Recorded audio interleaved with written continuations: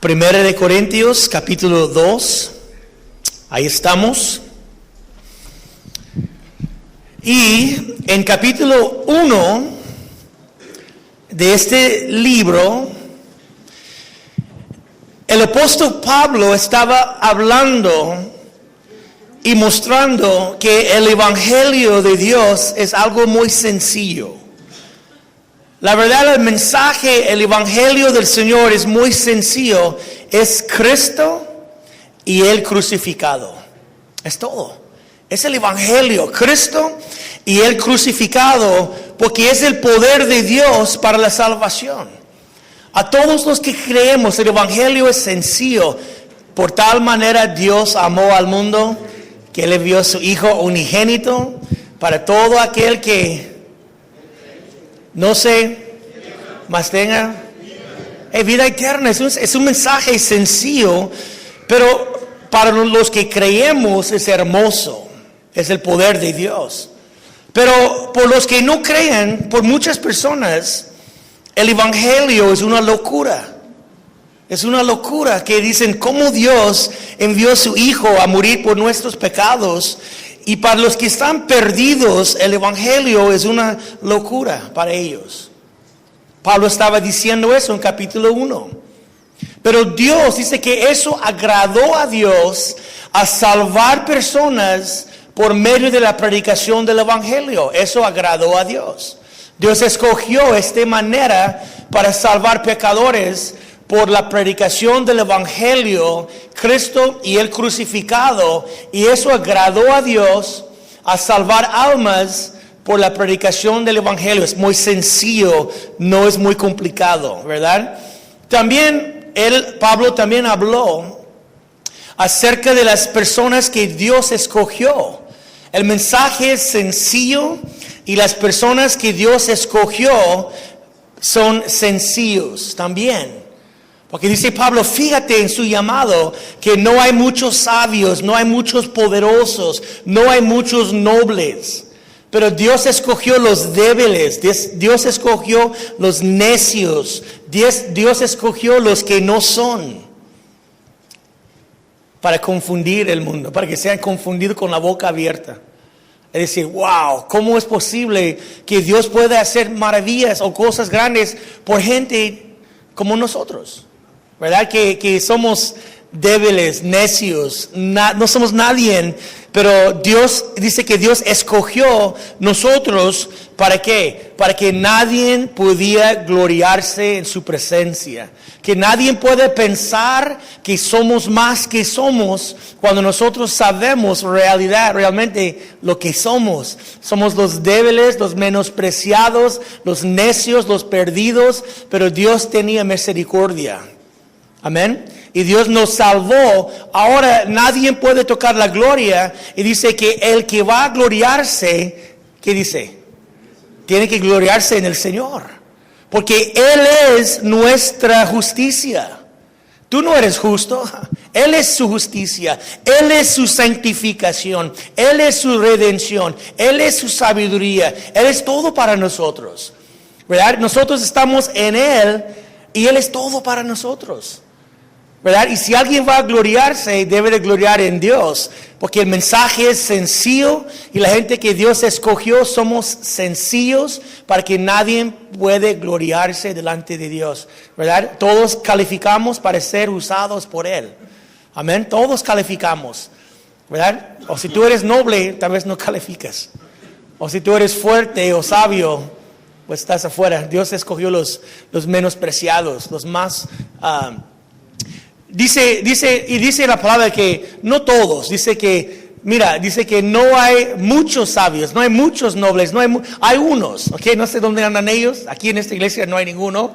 Digan, cree que Él está diciendo que Él, pero no creo.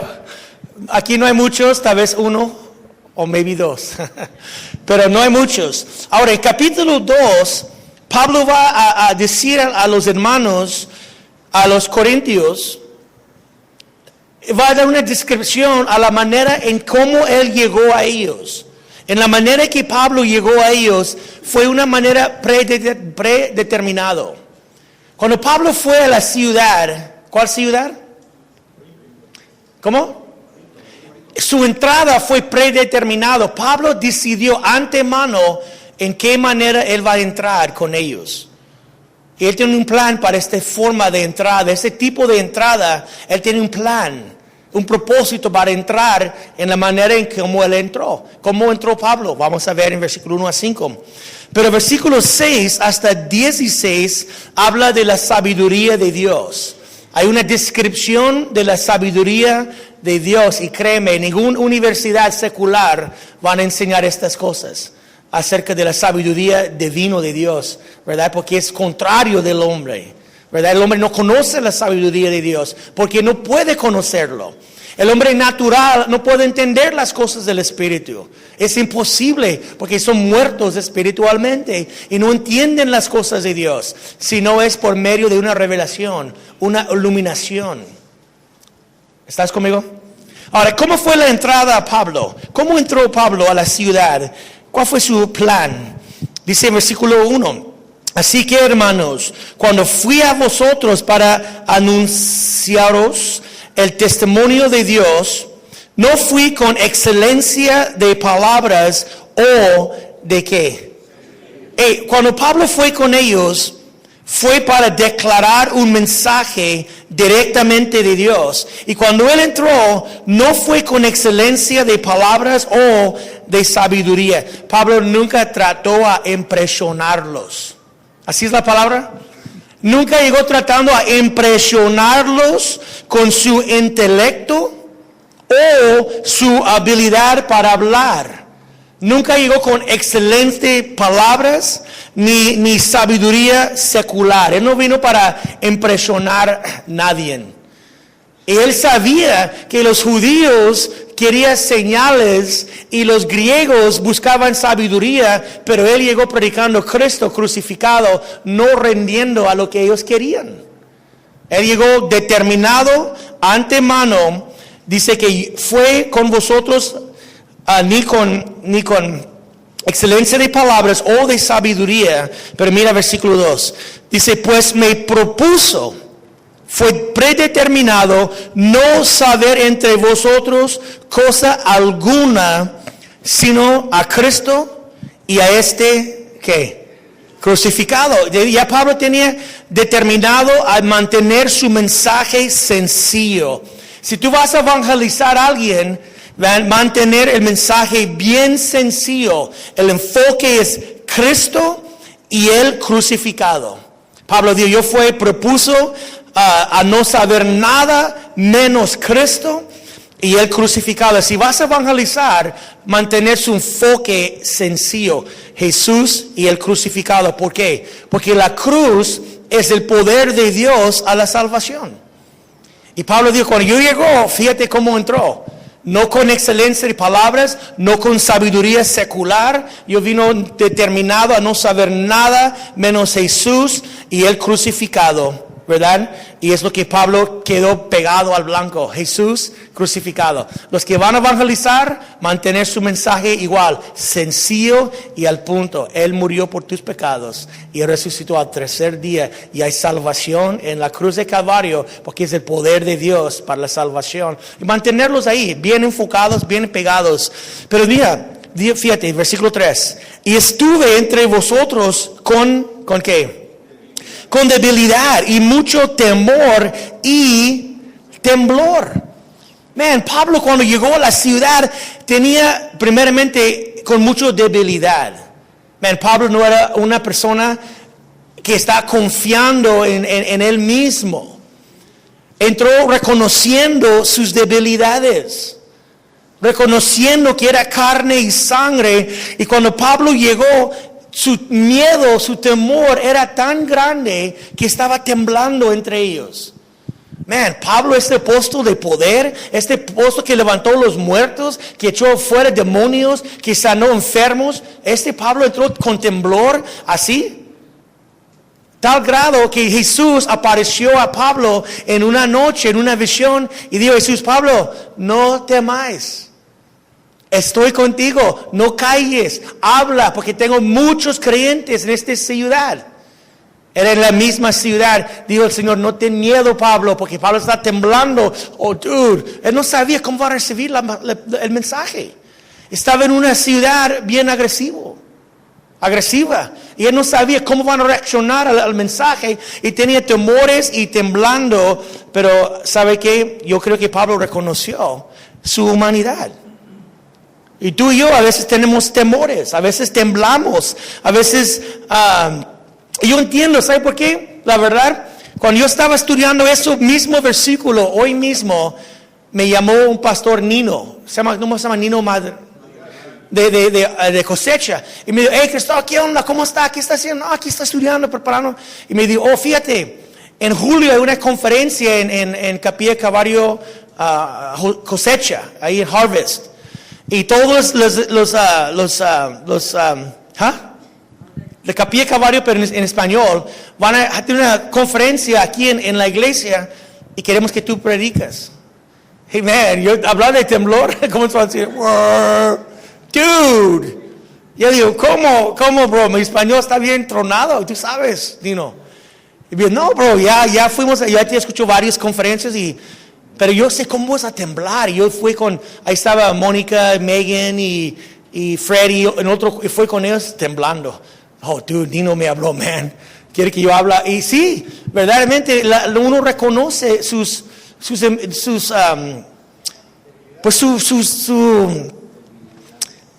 debilidades, ¿no? Y temblamos. Pero uno tiene que presentarte a la batalla, aunque subimos así. Abre sus Biblias.